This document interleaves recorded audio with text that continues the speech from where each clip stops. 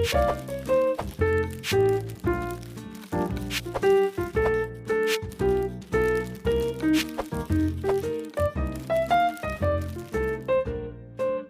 it's Nikki, and welcome back to Live a Little, your cozy corner of the internet where we discuss all of the in-between bits of life, the messy, honest, and unfiltered, where you may not always have that person to talk to about them, but here we do it all judgment-free.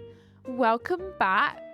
Today's episode, as you've seen from the title, is an interesting one.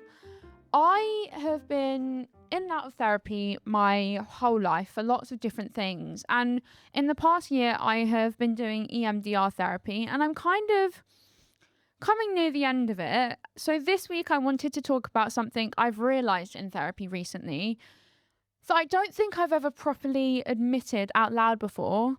It's about pain scores. And what I mean by that is about exaggerating your pain so it feels louder for people to believe and actually take in.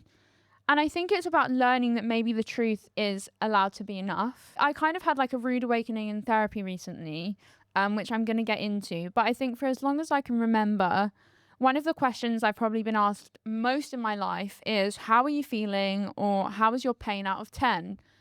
Every single time I'd be in hospital, that was a question that I would get multiple times a day at times. And, 1 is obviously nothing and 10 is being the worst. And I think for a lot of people, that sounds like a simple question. It's straightforward. Oh, are you feeling bad? Are you feeling good? Are you feeling okay?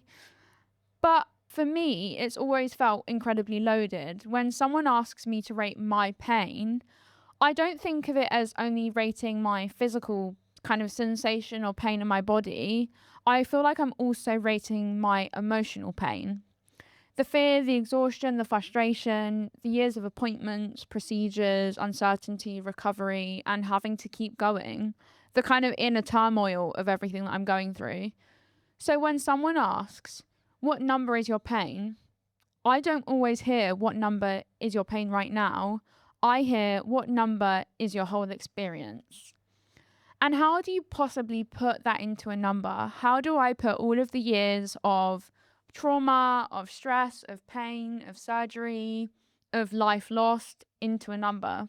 So even if I was a 6 in that exact moment, 6 feels like a betrayal, like it falls short and isn't doing justice for what I've been through. 6 felt like I'm saying it hasn't actually been that bad. 6 feels like I'm letting the whole experience be reduced. So I reach for a 9 or a 10. Because 9 or 10 felt closer to the truth of what I have endured, even if it wasn't the truth or quite right in that exact moment. And I think part of why I reached for a 9 or a 10 is because as humans, we do naturally hear numbers differently. To us, a 6 kind of registers as manageable. It's near enough to a 5, a half. A 4 can sound like you're coping. It's, not too bad. A 3 can sound like you're basically fine. And I felt that difference. I've experienced being seen more, being heard more, and being taken more seriously when I've said it's a 10 out of 10, compared to when I've said something that sounds like a third of that. So somewhere along the way, I think I've learned that the number didn't just describe my pain. It actually influenced the care and attention that I have received and how seriously I've been taken by doctors, by nurses, by friends, family, being seen more, being heard more because the number is more severe and it's higher.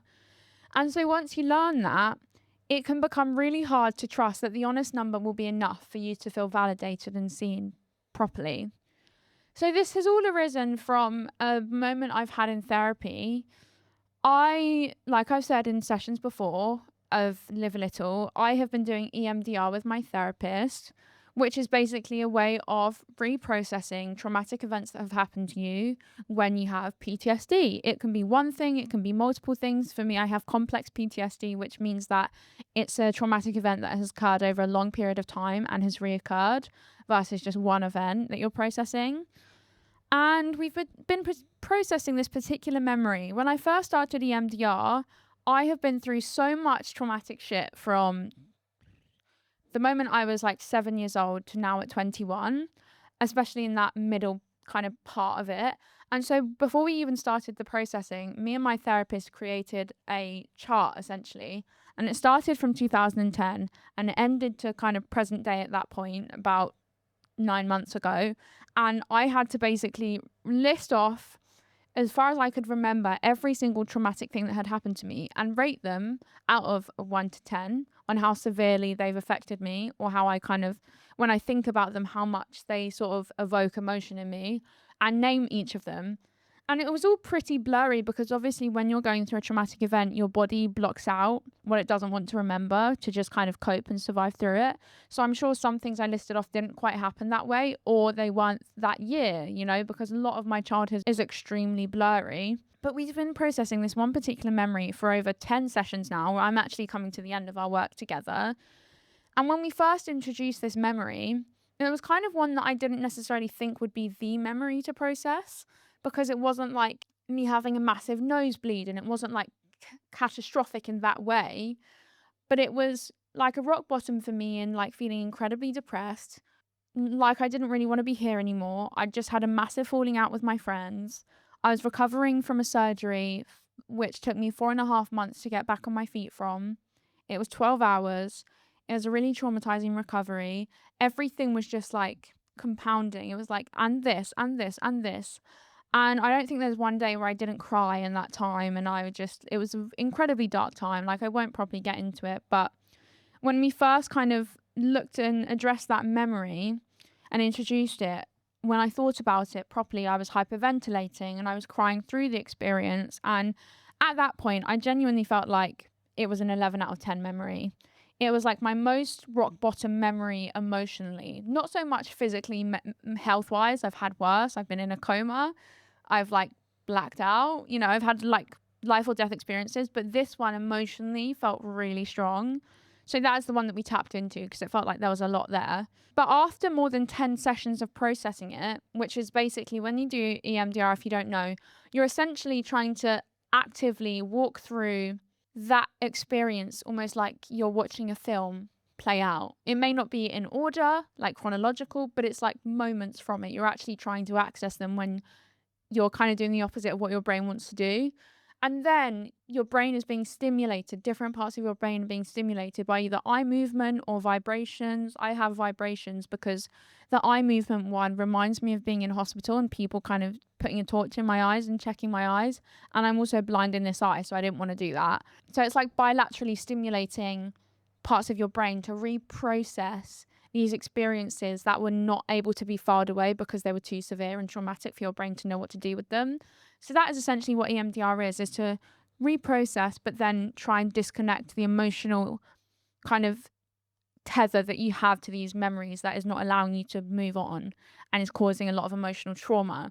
So that is the memory that we've been trying to process for me. And so then after about 10 sessions of processing it, my body wasn't reacting the exact same way anymore. It was still painful and it was still heavy. And I think I'll always look back at that memory and be like, fuck me, I can't believe I went through that.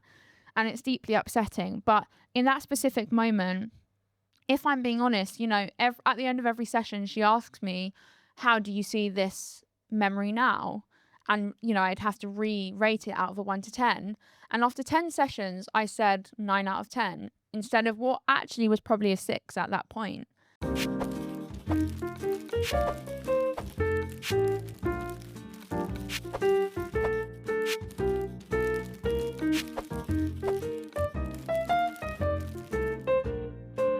And then my therapist paused and said, I'm a bit confused, Nikki, because your number seems to be going up over the weeks that we've been doing these sessions, when basically what is happening physically with you saying it feels less severe, it's not as hard to go through it, it's not as distressing. The numbers that you're saying are not correlating. It's like it doesn't make sense. And she said, why do you think this is? Like, I'm kind of confused why the number's going up as almost your trauma response is going down in our sessions. And I then went away and I really, really was thinking about that, like for the whole week after the session. Not about the kind of traumatic event itself, but about why I said 9 when it felt like a 6 in that moment. Why did I feel like I needed to make the number bigger? Like, why did I feel like 6 didn't suffice? It wasn't enough. And I think over replaying that situation over the week, up to our next session, I realized that part of me felt like if I admitted I was a 6 now, it was somehow betraying and discrediting the version of me who once experienced it as an 11, like it erased it. But a 6 now doesn't erase the 11. For a lot of my life, I felt like unless I made something sound worse, people wouldn't understand how bad it actually was. Not because I wanted to lie or manipulate or because I'd, make anything more severe than it actually was, because it was that severe for me. But because I think somewhere along the way, I learned that if I told the truth calmly and accurately, people might assume I was fine. And when you've spent a lot of your life not feeling fine, that can be really scary to not feel seen or heard, which has been a lot of my life. And this is really random, but it reminded me of the lyrics from Billie Eilish's song Getting Older, where she talks about telling a story and making everything sound worse, and then wondering if maybe she's just bad at healing, and that's why everything sounds rehearsed. Bar. But I think it's very true, because when you realize you've exaggerated something even slightly, there can be quite a lot of shame. Was I being dramatic? Was I being attention seeking? But I wasn't. I think sometimes making something sound worse isn't about wanting attention. Sometimes it's about having to learn that a 6 out of 10 will be heard as a 4 or a 2 or nothing. And it will be reduced down to something that it actually doesn't feel like that you're living. And maybe every sentence does start to sound rehearsed because you've been practicing being believed. I think this pattern started, like if I'm tracing it back to, the roots of this issue, when I was in hospital from a very early age. I remember it would come to discharge day when I'd be discharged from hospital for a surgery or after an emergency. And sometimes I'd be physically doing a little bit better, but instead of feeling relieved, I would feel scared. I would think towards the doctors and nurses, I'd kind of resent them and think, you just want me gone. And logically, I know that doctors want you to go home because that means you're well enough. But emotionally, I would interpret it differently. I heard it as, now that I'm doing physically better, now that you're doing okay, we don't actually need to see the rest of you anymore. We don't need to see all of the emotional stuff you're going through. You might still be in 100 out of 10 there, but if your body is technically well enough to leave, then that's that. Off you go. You deal with your shit now. You deal with the trauma that this has all left you with. Bye. And I've never really talked about this before because it's kind of something that has been unlocked in my memory recently that is actually honestly quite crazy and really sad to think about. But there was a time where I left hospital. I think I was maybe 9 years old, and I turned my room at home into a hospital room. I took bandages and plasters and thermometers, anything that I'd been given or that nurses had left in my room, and I'd lay them out on a table in my room. I kept a thermometer by my bed. I made a pain sheet with scores from 1 to 10, and I'd ask my mum and dad to come in and act like they were nurses. And looking back, I think part of me felt like I may be physically leaving hospital, but hospital isn't leaving me. So I may as well carry that on. Hospital has been such a huge part of my childhood that it almost has become a form of play in a really warped way. Not because it was fun, if anything, it was the furthest from it, but because it's what I knew. Inside and out, actually, we would call hospital our second home in a really messed up way. It was the world I understood. It's the role I knew how to exist inside. I understood that from a very early age, my role was to be a sick child and a patient and a body to be operated on, which is really sad. And maybe another part of me was trying to say, just because I'm out of hospital doesn't mean that this is over for me. Just because the setting has changed doesn't mean my situation has changed, because it hasn't. I leave and I carry my condition with me. So why should I change the circumstances that I know so well? And when you experience something painful for a long time, especially when you're young, you start to attach your pain to places, to routines, to objects, to language, to things that made it visible. And for me, that was hospitals, pain scores, thermometers, discharge days. My doctors were very reactive growing up. My doctors would only do things if there was a problem that they could see. It wasn't preventative care, it was reactive care, which, I completely get, because why do something if it's not a necessity?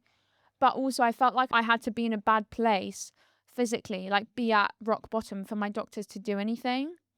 And so when you're kind of taught that you have to be in the worst place for anything to be done to make you better or to try and make you better, you then feel like you constantly have to say, I'm the worst I've ever been for people to care, because that's kind of how my doctors were. So for someone else, it might be that you feel like you always have to explain yourself in relationships because you're scared someone won't understand how hurt you are.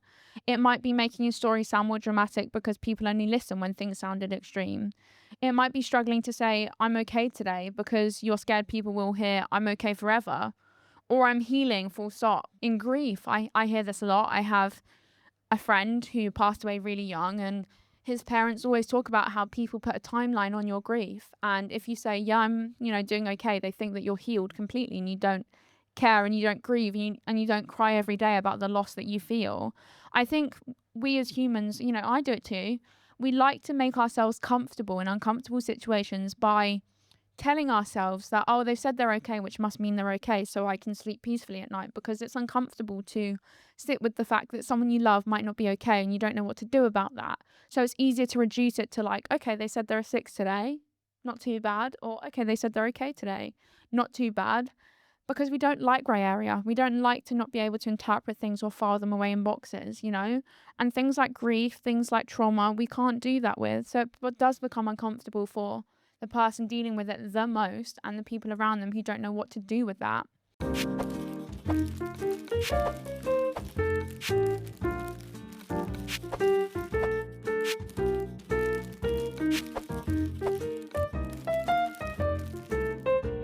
It might be holding on to proof of what happened because you're scared that without it, you might start to minimize what you've been through. Sometimes we don't exaggerate because we want to deceive people. Sometimes as humans, we exaggerate because we're trying to protect a truth that was once unseen. So what am I learning now? Saying a 9 instead of a 6 was not really about that one number. What I realized is I said that 9 because it was about years of feeling like pain had to be loud to be believed. It was about the fear that if I gave the honest number, people would stop caring. And I don't want to shame that part of myself anymore, because that part of me was trying to survive. And that part of me was trying to say, please still see me. My pain doesn't end here. But what I'm learning now is that I don't have to inflate my pain for it to matter. A 6 doesn't erase your 12. It just means you are a 6 today. If you're a 6 today and you were a 12 yesterday, that doesn't mean anything or everything is fixed, but it does mean that there has been a change. And maybe the change is something you're allowed to notice without fearing it, or interpreting it as proof that your whole life was only a 6 out of 10. 6 is still pain, but it isn't drowning. 6 is still heavy, but it isn't unbearable. 6 still deserves care, but it doesn't have to become a 10 in order for you to get recognition. I can say, today is a 6, but still know deep down there were days that were a 12. And I can acknowledge process without using it against myself or erasing the latter. I can let the number be true for this moment without letting it rewrite the whole story. Nothing is linear in life, and so I think you're doing a disservice to yourself by trying to reduce yourself to a number or to a box. Maybe you grew up feeling emotionally dismissed. Maybe you had to cry harder to be comforted. Maybe you had to explain things 10 different ways before someone believed you. Maybe you made jokes because you were actually hurting. Maybe you downplay things first, then panic that you've made them sound too small. Maybe you learned that being calm made people think you were fine, so you started performing your pain just to be visible. If that's you, I don't think the answer is to hate yourself for it or resent yourself for it. I think the answer is to get curious, to ask, what was this behavior trying to protect me from?